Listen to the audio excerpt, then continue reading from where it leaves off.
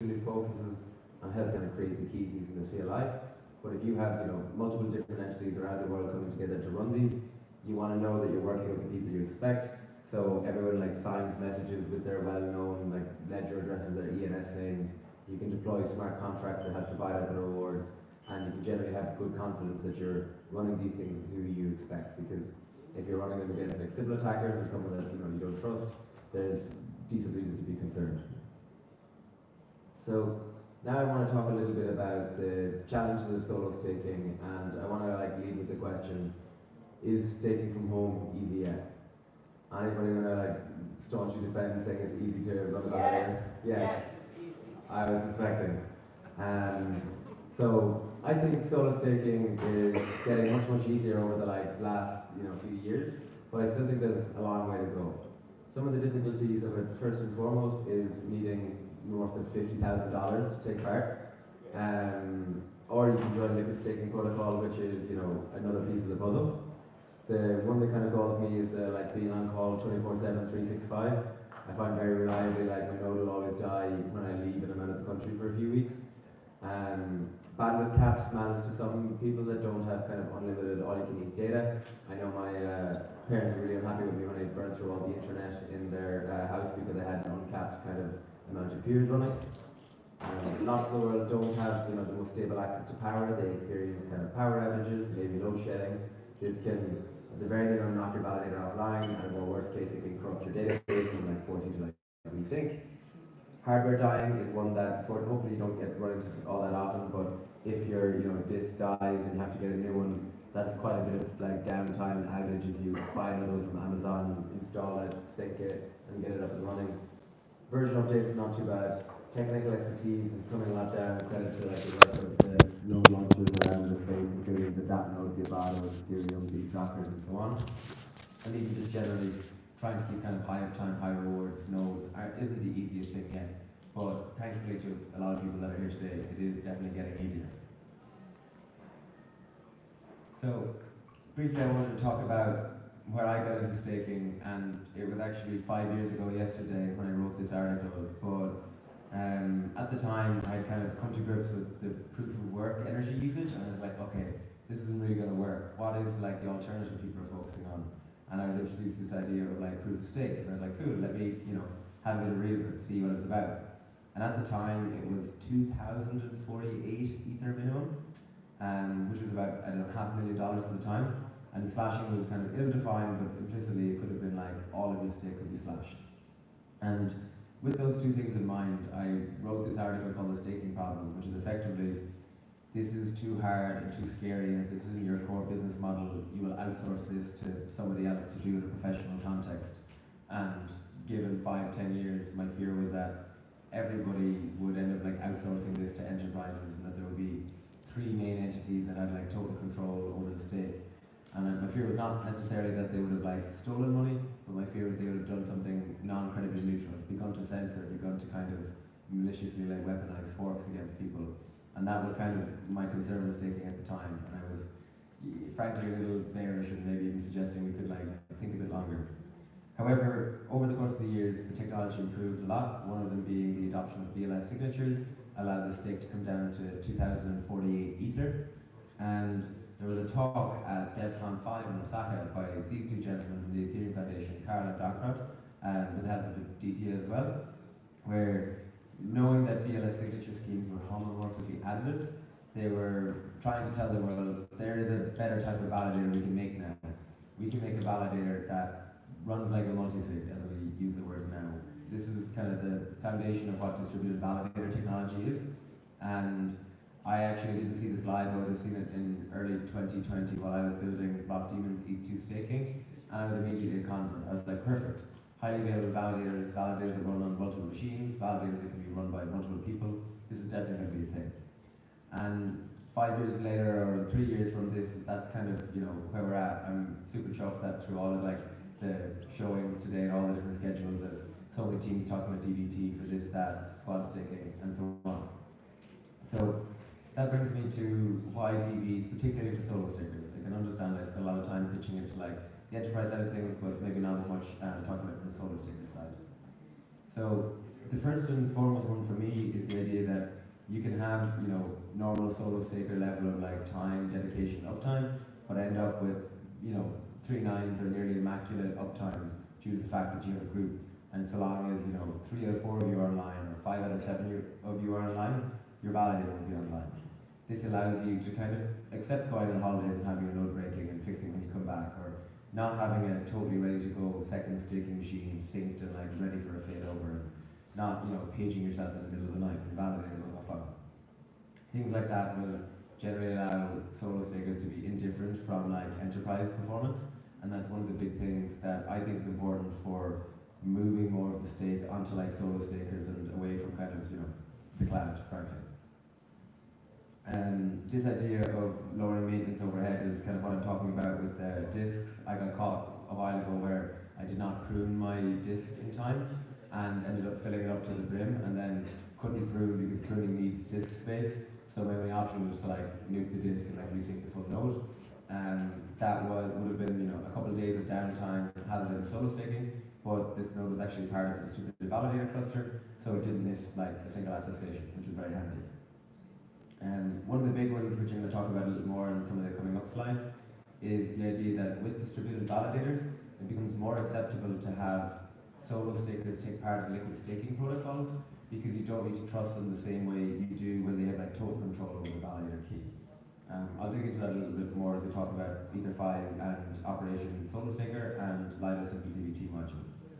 And the last one on this is related to the kind of collateralized liquid staking protocols, the kind of Rocket Pools and others. At the moment, they're all doing lots of good work trying to take their bonds down safely, but without exposing their protocol to risk.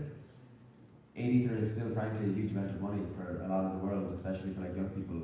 If you can instead have 4 people all together put in 2 Ether and run a mini pool with the group, that is, you know, another way for you to kind of continue to bring down these collateralization requirements without, you know, risking the protocol itself. You just say, and it's all team up and do so. So, how can you actually take part? One of the things that I'm delighted to announce, and we announced it just the last while, is that we're now in open beta, and we're encouraging everybody that wants to and has the means to run one validator on mainnet. And we're still keeping it capped at one validator for the time being. And we have a couple of extra pieces of the puzzle that I want to draw your attention to. So the DV Launchpad, I've already talked about. That's the user interface for setting up validators. But now as we kind of move into beta and away from alpha, we're starting to focus more on developers of liquid staking protocols and just general staking solutions. And the 2 pieces that might be of interest to you guys are the SDK that we've now shipped, which is a TypeScript SDK to provision distributed validators and to retrieve the deposit data after key generation ceremonies. This allows you to, you know, hide the use of DVs behind your user interface, make it kind of like a native part of your flow. And the other piece that I'm probably really more bullish on is what we call Opal Splits.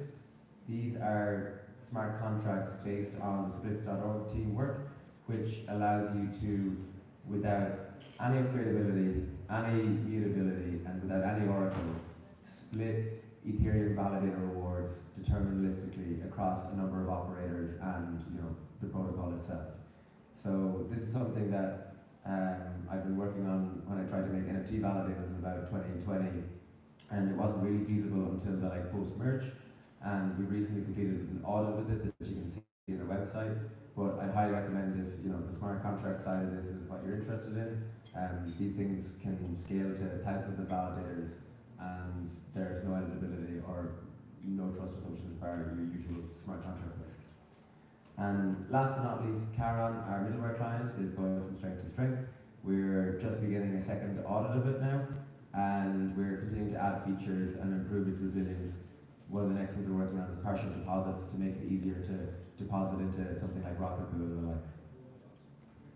So, from December 1st, what you can do is you can team up with other people, find a squad. I highly recommend, you know, finding them today while you have all of the solo stakers in the ecosystem around. You can go on to the beta launchpad, or I would strongly recommend do this on Holsker Girly if you haven't run a mainnet validator before. Please, you know, be sensible. You can, you know, set up your distributed validator, pick the withdrawal address, fee recipient, so on.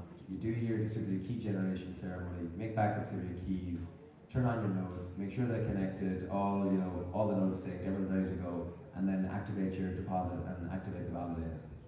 We are also working on a credentialing kind of effort at the moment where we'll be issuing non-transferable NFTs to anybody that runs validators successfully on mainnet or testnet, because there's a lot of liquid staking protocols in the space that want more solo stakers but trying to figure out how to kind of due diligence them and understand whether or not they're like credible or not has been kind of difficult. So our step in that direction is to just drop NFTs to people that have run validators, so you can kind of look at them and be like, yeah, they're holding a testnet and a mainnet, a technical credential, they probably know how to run a DV. The next thing I want to talk about in terms of ways to get involved, particularly on mainnet, is with EtherFi's Operation Solo Staker. Operation Solo Staker is an initiative started by the team a number of months ago with participation with Datno Nevada as well. And the idea behind it is EtherFi wanted to have solo stakers running their nodes from the very beginning. So they did a kind of an open call for applications, received a huge amount of interest, made a selection of some of the early adopters, and sent them Datno Nevada machines to their homes, helped them get them set up, established running DV clusters, and then began activating validators on them. I think at this point they now have 40 solo stakers from 35 countries around the world taking part, and chatting to Iridian, I think the plan is to scale this up even more in the near term, so go find them if you want to get involved. The other main initiative on mainnet for distributed validators is on the Lido front. Lido have recently passed a proposal to put 0.5% of their stake on distributed validators as part of the Simple DVT module. Simple DVT will be their first foray into running distributed validators on mainnet, and it will also be the first time that solo stakers will take part in Lido as a curated operator. Currently we're doing a kind of a dress rehearsal on Husky with them as like a final kind of practice before go live. There are 212 operators taking part in the OVOL clusters, and if all of them were to go to mainnet, that would be the guts of a 500% increase in Lido's operator set. So I'm really bullish about that, and if you can find Will Shannon around, he'll be talking about Simple DVT, I believe. And yeah, that should hopefully be on in mainnet this year, or mainnet early in the new year, and they will be doing multiple waves of onboardings. So if you do want to get involved, there should be an application form somewhere on the internet. And one of the last things to touch on is the dev side. These, EtherFi and Lido are just two examples, but there's a lot more liquid staking and just staking projects generally out there. I strongly encourage you to have a look at the SDK and the splits, use them together. I think they make great building blocks that are low trust and helpful to allow distributed validators to be incorporated into your product. And the idea being, you deploy the Solidity, set up the splitters as you so choose, create the distributed validator exit to set splitters, and then you get your node operators to run, create the keys, and then activate the validators. The last piece of the puzzle on the development side is we're putting a lot of focus on getting distributed validators built into all of the public good community launchers. So that's your kind of Docker, your Ethereum, Sedge, Datno Nevada obviously, and more. We're super keen to have DVs to be the easiest type of validator you can launch. So if you're involved with or working in any of those packaging the products, I'd love to chat to you about it afterwards. And one of the last things I want to talk about is kind of the community side of staking. So squad staking is this idea that you run with your squad. You run with people you know, your friends, people that will back you up when your node is offline, and when theirs are offline, you got their back.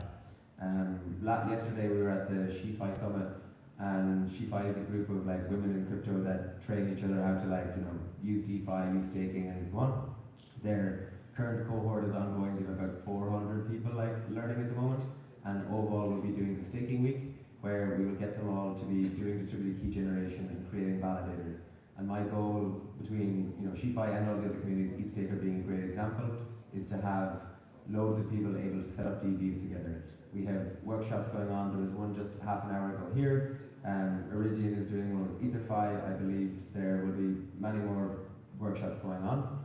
But my goal is that you and your 3 friends, 5 friends, whatever, can set up a distributed validator and can seek delegation. You can run your own stake-wise vault. You can put it into NodeSet. You can apply for Lido. All of these things is generally how I want to see the kind of staking market mature, and not be in a world where it's all just big enterprises, but it's instead people staking with their friends.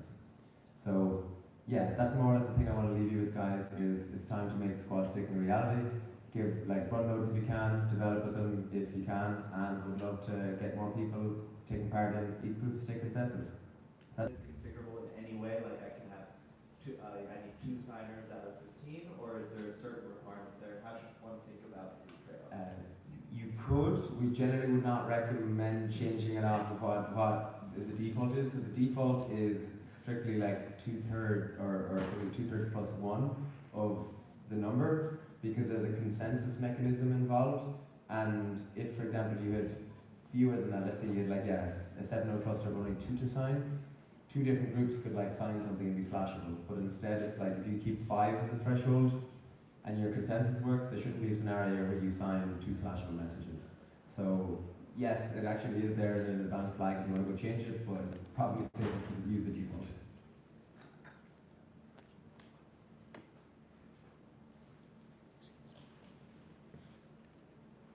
So obviously the Karen middleware is running alongside the usual clients. Yeah, so Karen is running alongside the usual clients, so it's like yet another piece to this, stack of clients there. Seems to be going, boost with 2 clients and now Karen as well. So is there increased hardware requirements if you're trying to run Noble at home, or what's the situation? Good question. The increase is pretty negligible. Karen will use 60 to 100 megabytes of RAM. So if you are not putting it extremely fine, you should be able to include that. And it doesn't really have any disk. It just has its config file, so a couple of kilobytes of disk. So the main thing maybe is the like peer-to-peer communication, but again, that's kilobytes a second, so nothing relative to actually running a beacon node.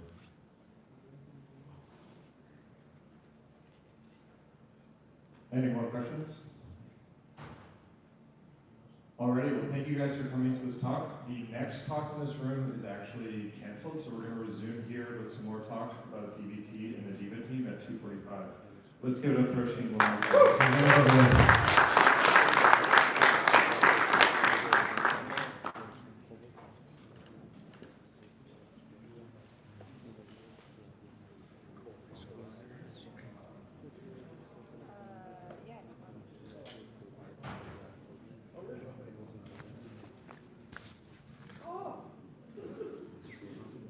برای اینکه بخوای استیک و نگه داری باید 24 ساعت 7 روز هفته 365 روز سال حواست باشه. نمیشه اتفاقات سخته. راجع به اسکوات استیکینگ صحبت میکنم که این کارو میخوایم یه همچین فضایی رو میفتیم، چون با شیفای چیز زدیم، با شیفای یه جای مال خانوماست که استیک میکنن دیفای میکنن. تو چیز جلسه داشتن راستی. دوی با این اصلا جلسه داشتن. فکر کنم سامان رفت. آره چیزو فقط این که الان این چه تفاوتی با قبلی داره. تو قبلی تو شخص میرفته این کارو میکردی، 1 نفر میتونستی بری پاشی یه نوت درست کنی. این میگه که به جای که یه نفر یه نوت درست کنیم بالا سرش باشین، 20 نفری یه نوت درست کنیم بالا سرش باشین که همه حواستون باشه. یه سیستم تو سوخت سیستم اون یکی باشه. در نهایت همشون شبیه لایدو هن. نه شبیه لایدو هن، فقط فی کمتر دارن. نه لایدو تو ساب نود نیستی، لایدو ساب نوده. الان هر اتفاقی این بیفته داره گاورننس هم بهت میده یه جورایی. نه گاورننس نمیده، داری گاورننس، کاری به اون ندارم. ساب نود لایدوه. خب لایدو هر کاری بخواد میکنه، فیو خودش انتخاب میکنه، درصد سرعت اینا رو انتخاب میکنه. برای همین داره میده. خب این اتفاق نیفته. خب اوکی داره تلاششو میکنه. خب ولی بازم اینا خب زودتر میان بالا.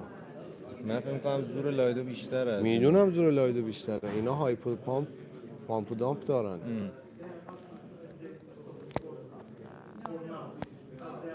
مصاحبه بگیرم ازش. صحبت کن باش. حالا من که حال ندارم باشم ازت فیلم بگیرم. سامان که هستم. چرا؟ چیکار می‌کنی با دوربین؟ خوش راه میره چیزی میخواد دوربینم دستش. خب مگه نگفتی بهش وایسا اینجا فیلم بگیرم؟ یعنی چی؟ گوش نمیده. بزن تو سرش.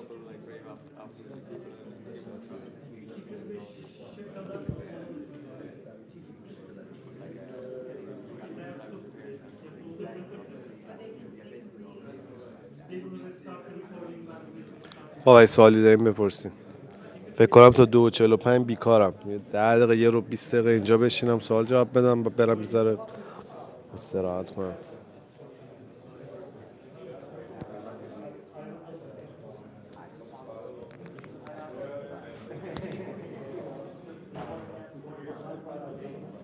هیچی. اصلا کلا فهمیدین چه اتفاقی افتادش یا چه اتفاقی داره میفته؟ جمع‌بندی که همین الان برای تا انجام دادم که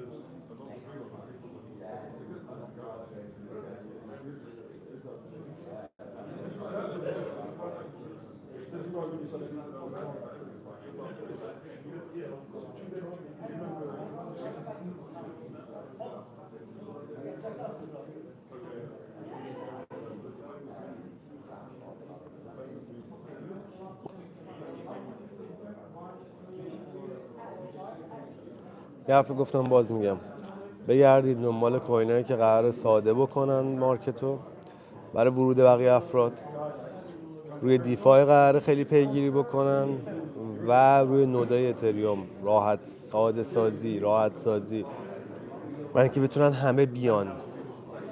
اسکیبیلیتی میشه فارسیش، حالا نمیدونم چی میشه، اینکه همه بتونن استفاده بکنن از این فضا. دنبال اینا بگردیم.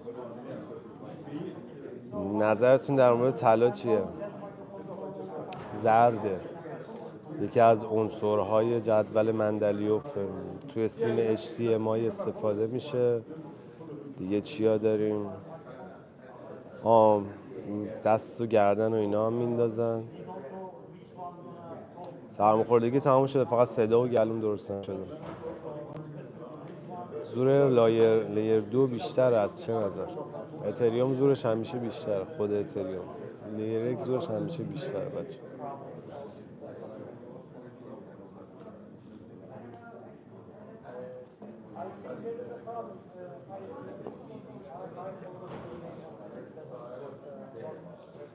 کجا بگردیم که میگم پرت کنم خودم از این بالا پایین. من 900 بار ویدیو گذاشتم براش.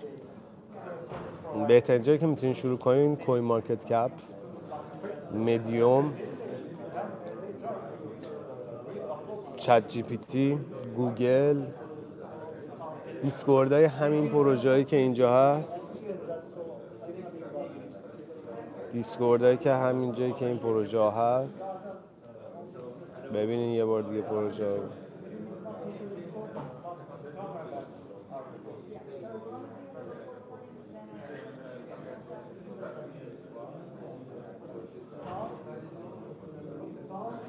دوستمون که پرسید آخر سبد جمع کردن جا موندیم، از زندگی هم جا موندیم. حجت از همه چی. یعنی من برای دیوار حرف میزنم. به خدا این چند وقت انقدر تو مخمین، خیلی راحت دارم میگم، انقدر تو مخمین این چند وقت، یعنی تو این 2-3 هفته انگار من در 1.5 سال گذشته مثلا حرف زدم، آموزش دادم، گفتم که من خودم وقتی سبد جمع میکنم که دامیننس بیت بخواد بریزه، بیت کوین بره بالا، اعداد جدید بخواد ببینه، دامیننس بخواد برگرده، انگار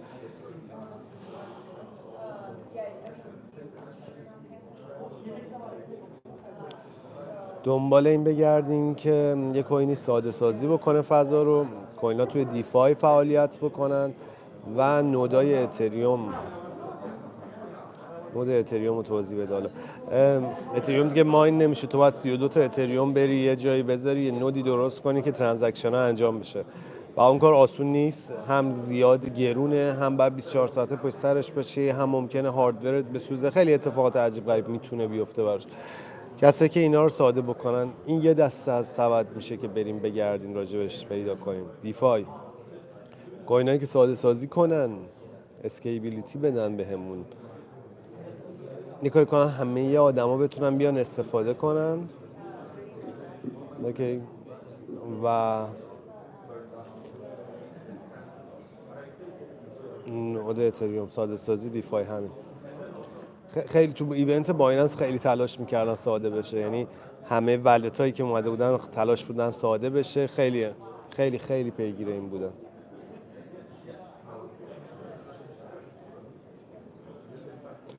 من بیتایی که خریدم و اتریوم نمی‌کنم. اتریوم دارم به اندازه کافی دیگه. بله تمام، اگه دنبال کنین میبینین چه اتفاقی توش داره میفته. قبل هاوینگ قبلی یه ریزش داشتیم. قبل هاوینگ مثلا یه ماه قبل هاوینگ ریزش مثلا چه میدونم 15-20% توی توتالینا داشتیم، تو کوینا مثلا 30-40%، بعد پا شدیم رفتیم.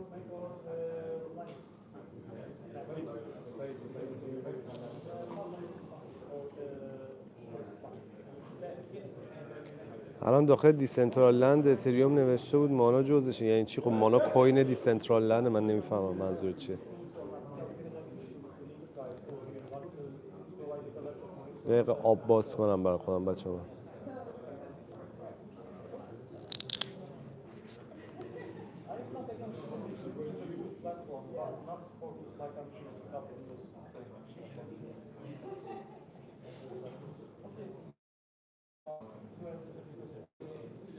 بیشتر از 4 ولد دارم.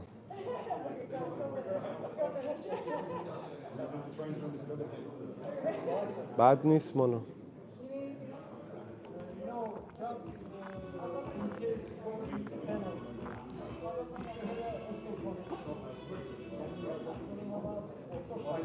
ولی ولتی که براتون شو کردم و تو اسکلای پایین هر کاری برای خودم میکنم توی اونم انجام میدم.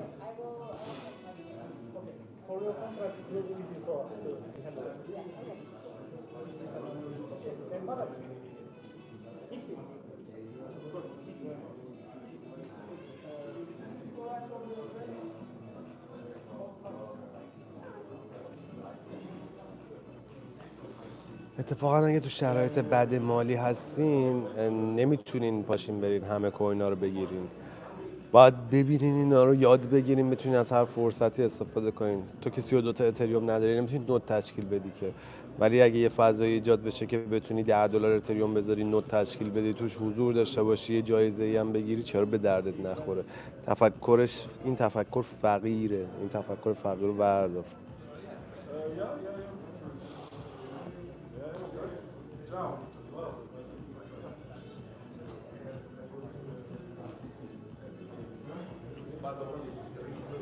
هرچی پول تو جیبتون کمتر، تحقیقتون باید بیشتر باشه، تلاشتون باید بیشتر باشه، دیتای بیشتری باید بدونی. اصلا تو میای یاد میگیری نود درست کردن، یاد میگیری استیک کردن و یاد میگیری دیفای رو میفهمی چجوریه، لیکویدی پولا رو میتونی بفهمی چجوریه، میتونی بری بر 10 نفر دیگه این کار انجام بدی.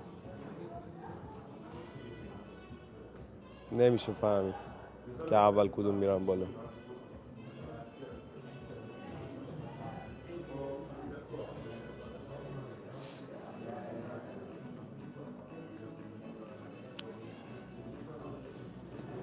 اینکه خودم چیزی نمیگم بچه، دارم پروسس میکنم خودم. از صبح من ساعت 8 اینجام، ساعت 2 انقدر دیتا گرفتم، خب ذهنم خیلی شلوغه، دارم اونا رو پروسس میکنم. بچه ها رو مثلا هیچ کدوم نذاشتم بشینن، این ورم،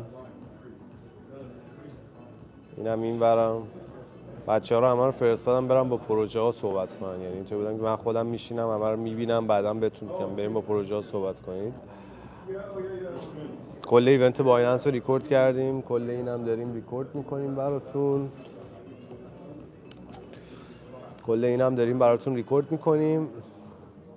بعد که برگردم تهران میشینیم ویدیوهاشو درست میکنیم، دونه دونه راجبشون صحبت میکنیم، همه اینا رو میگیم، همش راجبش صحبت میکنیم.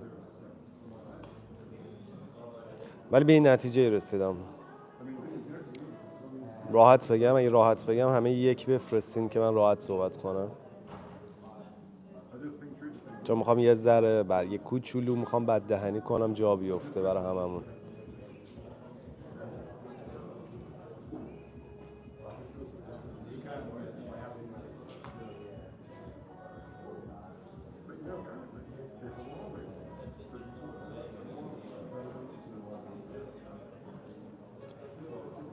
یعنی ضعیفترین، تنبلترین، بیخاصیتترین کامیونیتی کریپتو دنیاییم.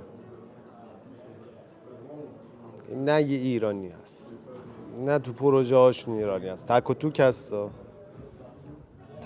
هستا.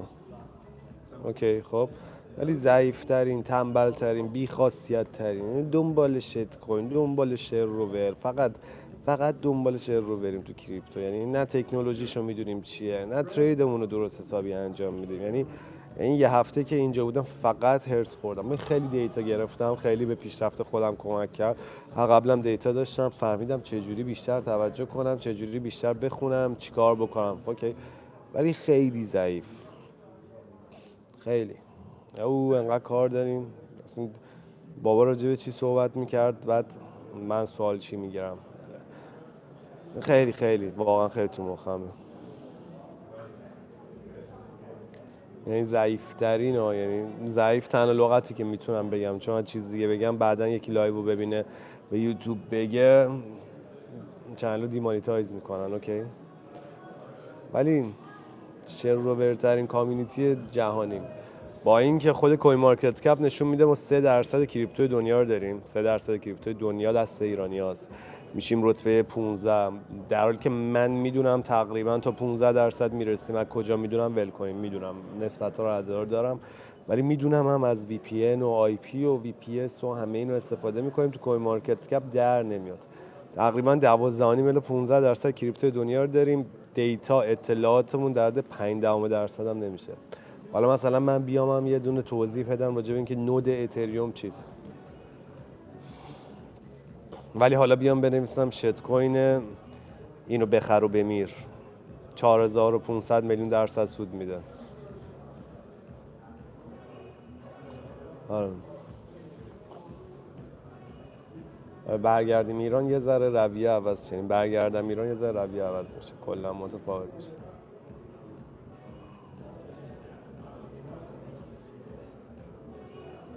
آره واقعا فکت دیگه. یه بسکت که بازی میکردیم، خب یه مربی داشتیم ما که یه روزی قاطی کرد سرمون، بعد باعث شد تیم پیشرفت بکنه. اونم چی بود؟ اومد گفتش که من تا الان شبیه، نمیخوام اصلا بگم من اینطوری بودم یا من این کارو میکردم، خب ولی اومد گفتش که من تا الان شبیه یه پدر برخورد میکردم، نه یه مربی. بعد اینکه شروع کرد شبیه مربی برخورد کردن، کشتمون. حالت بده که بده، بعد پاشی بری امتیازی بزنی، بعد پاش پات درد میکنه، آی فیزیوتراپ پاش درد میکنه، میتونه بازی کنه، پاش بازی کنه. مشکل خانوادگی داری که داری به درک. از وقتی که مربی شد دیگه پدر نبود، تیم خیلی پیشرفت کرد. منم باید از دوست بیام بیرون بشم مربی.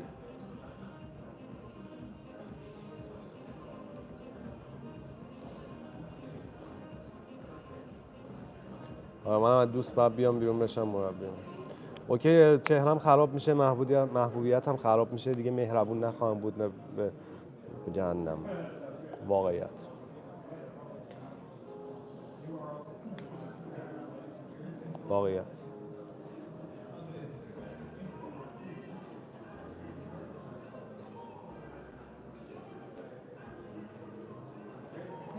آره ولی یعنی فکر کنم توی این مثلا 10 سال زندگی اخیر به اندازه این یه هفته هرس نخورده بودم. خیلی بهم خوش گذشته، یعنی انقدر با آدمای جذاب آشنا شدم، انقدر آدمو دوستای جدید پیدا کردم، کانکشن‌های جدید پیدا کردم و اصلا کامیونیتی رو نشون میدادم. هیچکی باورش نمیشد که مثلا یه همچین اصلا ایرانی‌ها وجود دارن. من با سر می‌خواستم خودمو بکوبم تو دیوار.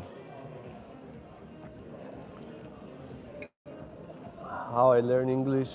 I watch Friends and play Witcher and Red Dead Redemption and World of Warcraft. This is how I learn English.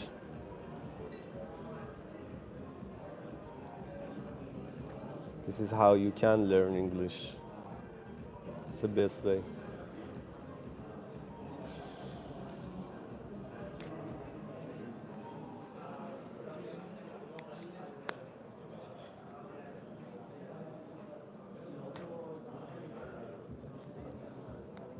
دیر اومدی امیرحسین، از اول گفتم دیگه. گفتم شدترین کامیونیتی کریپتو دنیاییم، باید یه فرقی بکنم. یوزر زیادامون هم ماشاءالله کسای کامیونیتی دارن که یوزراشون هم زیاده که پیگیر شت بازی هن. نه ایرانی ها همیشه همینجوری نبودن، قبول نمیکنم، چون تاریخ خوندیم دیگه.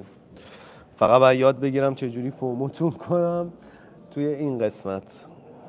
بگنم ما فومو شدیم کل دنیا رو گرفتیم.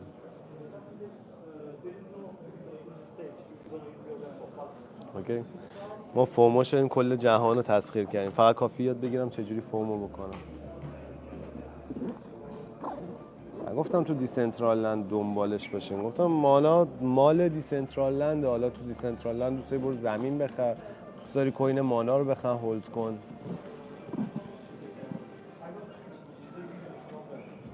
من اصلا یه چیزایی رو هرس می‌خوردم، مثلا اینطور بودم که خب که اینجا بیایم 4 تا از دوستامون رو ببینیم، دوستا رو ذره باشون صحبت بکنم واقعا.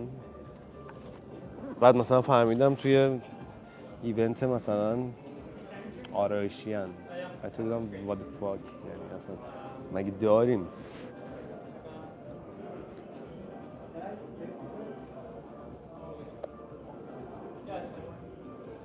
نمیدونم واقعا.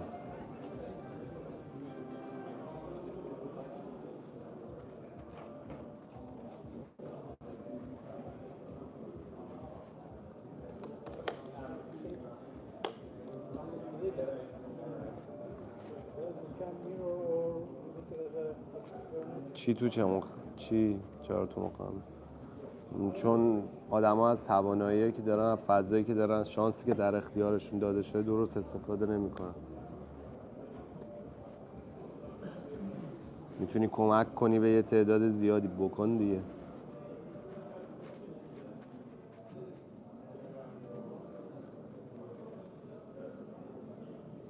اونو خودم من باید بشینم فکر کنم که کسایی که ساده سازی میخوام بکنم، منظورم از کوین حالا پروژه بود.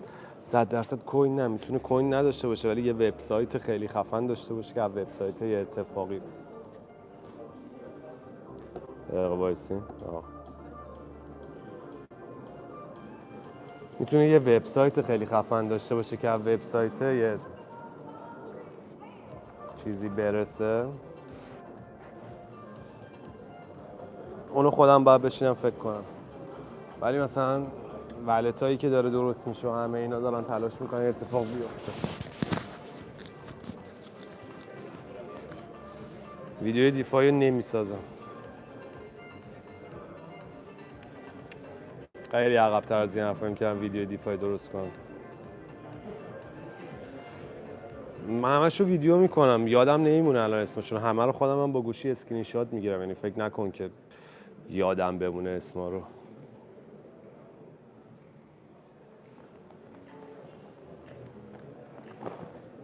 واقعا فکر نکن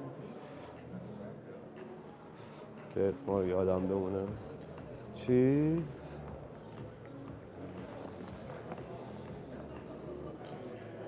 کام فیبوناچی چی شد؟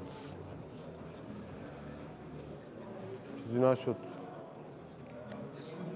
هر وقت های ویو سایکل رو فهمیدین، یاد گرفتین تو داونساید ریتریسمنت نباید پوزیشن باز بکنین.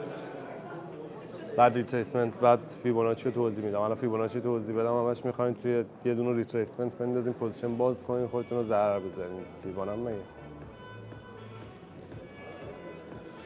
دوباره توضیح نمیدم. لایو میتونی بزنی، لایو میتونی بزنی عقب ببینیش.